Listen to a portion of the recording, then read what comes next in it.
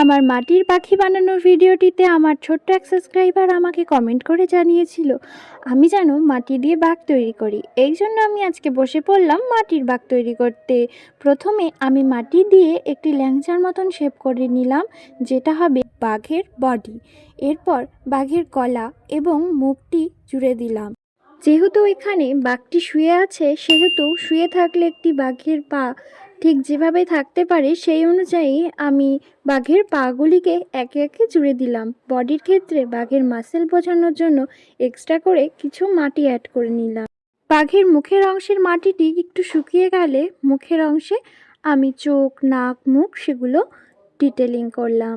এবার আসুক লেজের পালা।